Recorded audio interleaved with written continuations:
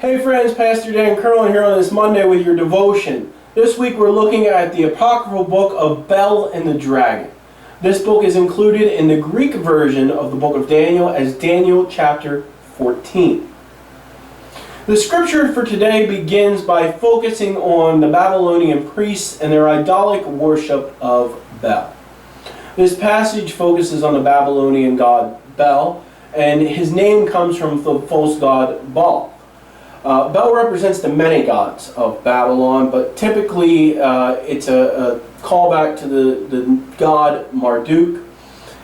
Bel is often presented with offerings from the Babylonians, but as we know, Daniel refuses to worship a false god. He refuses to worship Bel. So when Daniel's questioned about his refusal to worship Bel in this book, he claims that Bel is only an idol made out of clay.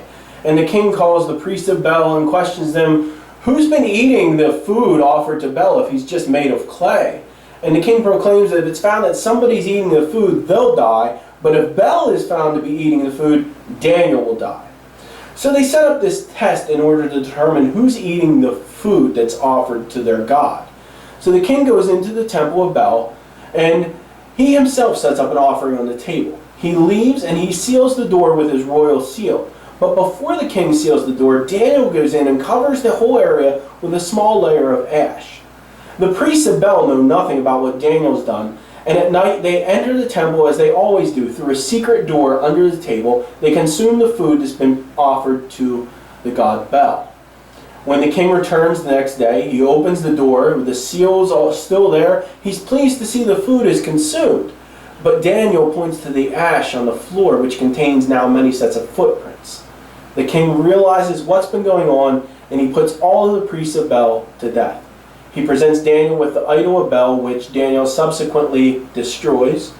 Now, some manuscripts of this passage reverse these roles and see the priests being handed over to Daniel while the king destroys the idol of Bel. Either way, it's showing that Bel is nothing but a false god. Well, friends, too often we're tempted to believe in supernatural powers that aren't from our one true God. Perhaps it's believing in the power of a psychic or a horoscope, or relying on some other supernatural phenomenon to guide us. Some people take it farther than that. They start to dip their feet into the world of witchcraft and spell casting. Others take it farther than that and attempt to conjure up a spiritual entity to grant them power or to strike a so-called demon deal. On the opposite side of that, some people try to suppress any form of entertainment that includes aspects of magic, witchcraft, or anything that they consider to be spiritually wrong. So what should the Christian do?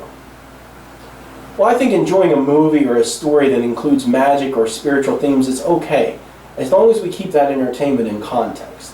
If we find ourselves desiring to enter into these practices ourselves, then we need to step back. We need to evaluate where we are spiritually. We need to take special care to teach our children, too, the difference between the romanticized view of these practices in film and television and the reality of them in our world. We're called to worship only one God. We're called to serve only one master. But idolatry is not limited to supernatural practices or worshiping false gods. We participate in idolatry anytime we put something before God.